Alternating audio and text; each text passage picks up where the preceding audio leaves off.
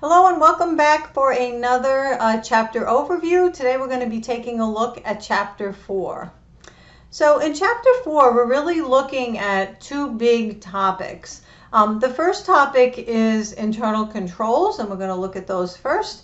And then the second topic is really all about cash, and we're going to look at what is cash and then take a look at reconciling cash balances to the bank statement. All right, so let's talk about internal controls. First, let's look at what some of the issues are that are addressed by internal controls. So sometimes there are errors in accounting. So that's simply something was recorded the wrong way, it wasn't recorded, a mistake in applying rules, things like that. And then there's fraud. And fraud is an intentional misrepresentation, including occupational fraud. And occupational fraud means basically using your job to steal money from the company that you work for. All right, so this is called the fraud triangle, and the fraud triangle has three pieces to it. It's a little bit controversial as to how accurate this is, but I think a lot of people talk about it, so we should at least address what the fraud triangle is. So there are three pieces here. The first piece is the opportunity. So meaning in order for somebody to commit fraud, they have to have an opportunity. And internal controls are meant to eliminate that opportunity. So we're going to take a look at those. Then there's motivation. So somebody needs motivation to steal the money. Maybe they have a need in their family and they don't have the money to pay for somebody's medical care, or they have a gambling issue, they have a lot of debt. There's some motivation that's causing them to need more money than they have. And then there's rationalization. And rationalization is often, well, the company has a lot of money, they're not going to miss the little bit of money that I have. Or my boss makes so much more money than I do. I have the right to this money. So putting those three things together is what makes it most likely for fraud to occur. All right, so internal controls help to, like I said, eliminate this opportunity piece. And the goal of internal controls is two things: to safeguard the assets of the company, and also to improve the accuracy and reliability of the financial accounting information. So the internal controls are procedures that happen in companies to prevent these things from occurring, to prevent the fraud and and errors from happening. Some of these are probably going to be familiar to you, and I'd like to say, once you learn about them, look around when you go into a company and see if you can see some of their internal controls, even like a local business. All right, so there were two major accounting frauds back in the early 2000s, and Enron and WorldCom both caused billions of dollars in losses. And it wasn't, remember that when a company goes bankrupt, all the people that were invested in those companies, including pension funds, and people had saved money for their whole lives, and a lot of people lost a lot of money. And I read one story about a gentleman who worked for Enron for many, many years, had $1 million of Enron stock. That was all he had, which, by the way, most of you probably know, not a good idea, right? There's an old saying, don't put all your eggs into one basket, right? But nevertheless, the guy had worked for a long time, had saved a lot of money, bought Enron stock, and the company went bankrupt. So he ended up with, maybe something, but very little. And so that's like a sad story, but it kind of gives you the idea of what happens to people when these giant frauds happen, and also how important accounting information is to having a prosperous society, because people are counting on these financial statements and the information in them when they're making decisions as to where they're going to invest their money. So this Enron and WorldCom, they were the impetus to pass this act called the Sarbanes-Oxley Act in 2002. And this is for all companies who report to the SEC, so that would be all public companies. And there were a lot of different components of this act, but a few of them I'm going to mention here. One is corporate executive accountability. So it used to be that, for example, the CEO could say, well, I didn't know what was in the financial statements, which you might think is ridiculous. And of course it is ridiculous, but One of the things this law changed was that the top executives have to sign a statement acknowledging their responsibility for the financial statements. Also, the auditor-client relations, the partner on the audit engagement cannot be there for longer than a certain amount of time, because what happens is the auditor and the management get to be too comfortable together, so they have to rotate partners. And then finally, there's the thing about internal controls, which is that companies have their internal controls audited as well as their financial statements. So let's take a look at what that audit report looks like. So first of all, here's a financial statement audit opinion, which you may never have seen before. This one's written by Ernst & Young, which is called EY now, and it was for Lockheed Martin. At the top, you see our responsibility. So here, the financial statements are the responsibility of the corporation's management. EY's responsibility is to express an opinion on the financial statements based on their audit. And here, you see this black part is their audit opinion. And what they're saying is the financial statements present fairly in all material respects the financial position of the company. So this is what we call a clean opinion. And it means that everything was okay with the financial statements. Okay. Now down here, you see the statement about their internal controls. And it says they audited also their internal controls. And their report expressed an adverse opinion thereon. So that is the worst kind of opinion. It is very rare that you see an adverse opinion, because most companies, what they'll do is they're going to fix whatever the problem is before the financial statements are issued. But in this case, there was such a lack of internal controls that they had an adverse opinion. So this is what's called the opinion on. This is a reference to the opinion on the internal controls of the company. And I happen to know about this one because my daughter was the auditor on this job, and so she was the one dealing with all of these lack of internal controls, which was very interesting. It wasn't to her at that time because it meant a lot of extra work, but it was very interesting to see this happen. I'm sure that since then they have fixed this. All right, so let's take a look at some of the internal controls. We're going to take a look at some preventative controls. These are meant to prevent the errors and the fraud from happening. All right, some of these hopefully look familiar to you. So the first one is segregation of duties. This is a very, very important control, and you'll see this in place. You might even see it at your job. And I made a reference. I'll make a reference if you haven't gotten it already. Is in my weekly happenings about being in an ice cream store and having one person give us the ice cream, and then you have to go around the corner and pay somebody else. So that makes it much more difficult to steal money. And whereas if somebody wanted to give their friend a free ice cream cone, they give them the cone, and they pretend they're taking money and they don't. But in this case, the person goes around the corner and somebody else takes their money. So that's segregation of duty. It means that the person who has access to the assets does not have access to be able to change the recording of the recording in the accounting records. So if you work in a store, for example, you probably, if you work as a cashier, which a lot of young people do, right? I did for a lot of years. You have your drawer at the end of the day. You're not going and recording that in the accounting records, right? So you can't steal from the drawer and then adjust the records. So that's what the segregation of duty is all about.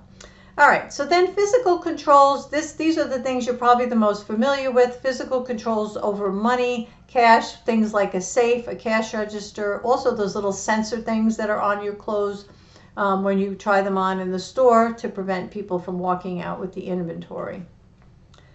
Next up is proper authorization, and that just means that not anybody can do anything in a company, right? In order to say, write a check for something and to buy something, someone else has to have authorized that first. So with the paperwork that comes in order to sign the check is somebody's authorization.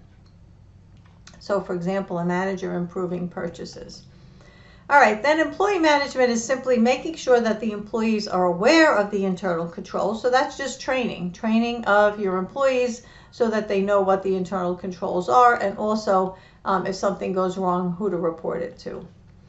And then finally, we have e-commerce controls, which are very important. Of course, everything is electronic these days, so approvals are electronic, and passwords and access to particular parts of systems are limited. So for example, at the college, I have access to students' records that I would need in order to do my job, but I can't sign a check, or I don't have any access to, say, our receivables or our payables or anything like that, right? So each person has particular access to the things that they need to do their jobs.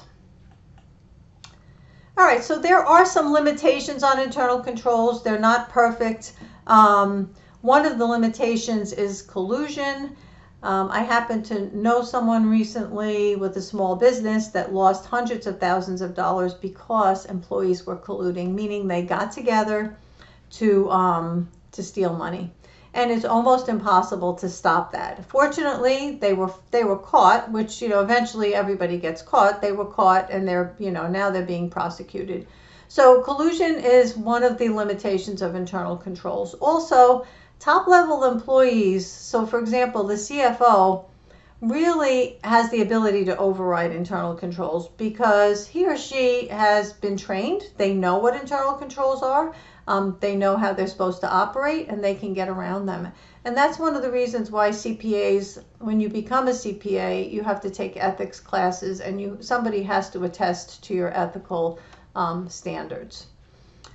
Finally, internal controls don't guarantee that a business is going to be successful. So remember, the goal is to safeguard the assets and to ensure the reliability of the accounting records. It doesn't mean that the company is going to be profitable. Okay, so next up we're going to take a look at what is cash. Now you might think cash is, I know what cash is. Take out your wallet, you have some cash. It's dollars, it's coins, right? So here, coins and currency are part of what cash is. A lot of businesses, big companies, they don't have any cash, right? They don't have actual cash. They don't have money that we would consider cash. What do they have? They have checks from customers. They have savings accounts, checking accounts. Stores will be getting money from credit cards and debit card sales. And then there are cash equivalents, and that's things like a money market account or a treasury bill that's going to mature very quickly. So cash is all of these different things. So remember, when you see cash for a business, it's not necessarily money as we think of it. It's all of those things are included in a company's cash balance. And remember, where do we see cash? That is your most liquid asset, so it's at the very top of your asset section on your balance sheet.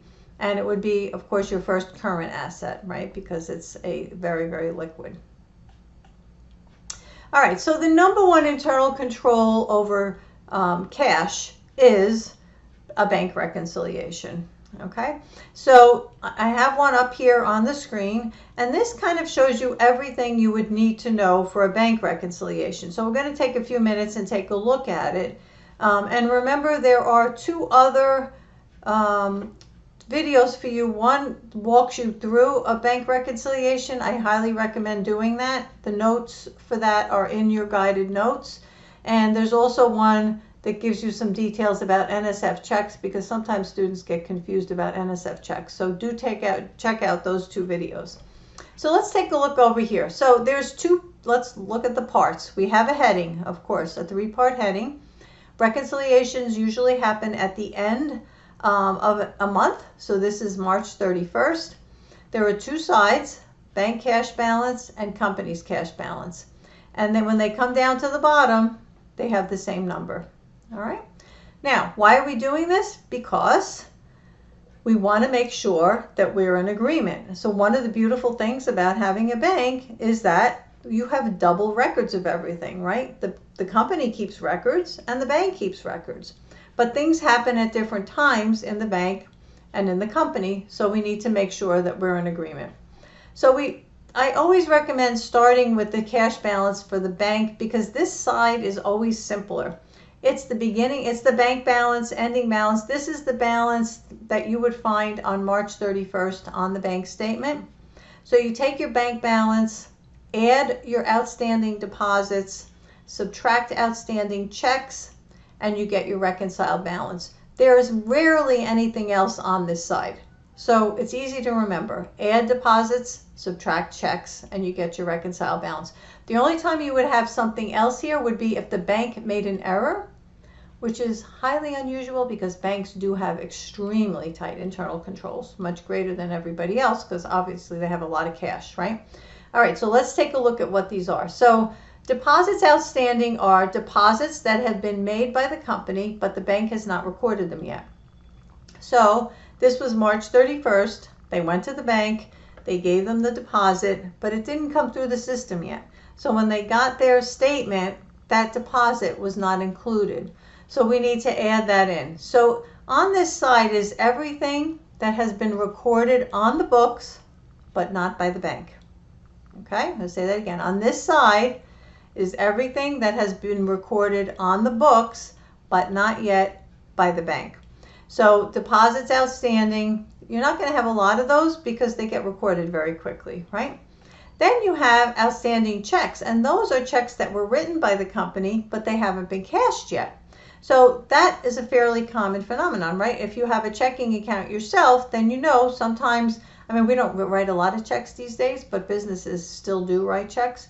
But if you write a check and you send it off to someone, maybe it hasn't been cashed, right? So it's been taken out of the company's balance. They subtracted it, but the bank has not subtracted it yet. So we're going to subtract our outstanding checks, the total of all of our outstanding checks. How do we know which ones are outstanding? Well, you have to go through the bank statement and you have to look, check them off, which ones came through, and then look at your records to see which ones did not get paid yet. All right, so that's the bank cash balance side. Now let's take a look at the company side, which is a little more complicated. So this particular one shows you everything that you're probably going to run into here. We start with our balance per our general ledger. So you go to your cash account and your balance on March 31st is $28.80. Notice these don't agree, right? Because of all these differences. All right, so first we're going to add everything that the bank added to our account, but we didn't know about. So we got our bank statement, or you look, pull it up online and you see, oh, the bank added these things to our account and we didn't know about it. So everything over here on this side is what the bank recorded, but we have not yet on our books. Okay, so what happened here? Someone owed us money, and instead of sending us the money, they sent the money directly to our bank account. So the bank collected $3,000, $2,800 for a note and $200 for interest. And also the bank paid us $20 in interest on our account. So we had this money added into our account that we haven't recorded yet. Then there's a bunch of things that the bank subtracted from our account. And so those are going to have to be subtracted from our balance also.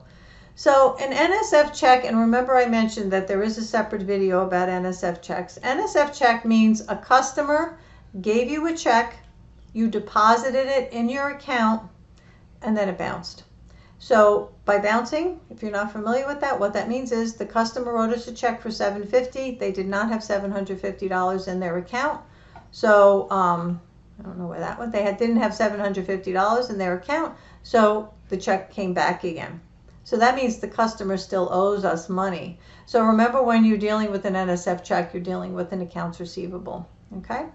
All right. Somebody used a debit card, so that has to get subtracted.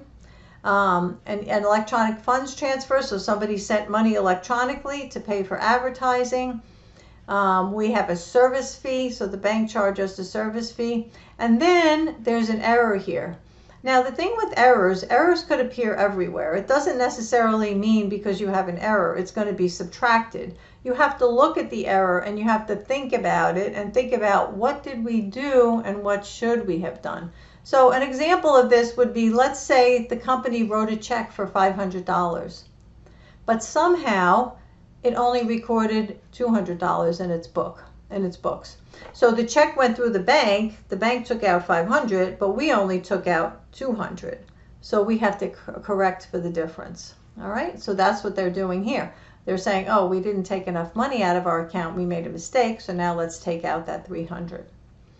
Everything on this side requires journal entries. So all of these adjusting items, not the 2880 because that's in our account, but all of these items here require entries. And everything on the top that got added is going to be a debit to cash. And everything on the bottom is going to be a credit to cash because that's money coming out of our cash account. Remember, when you're all done, these two numbers have to be equal. So just like a balance sheet, the two numbers on the bottom have to be equal. If they're not, you have to go back to the drawing board and try again. Okay? All right, so that's all we have for Chapter 4.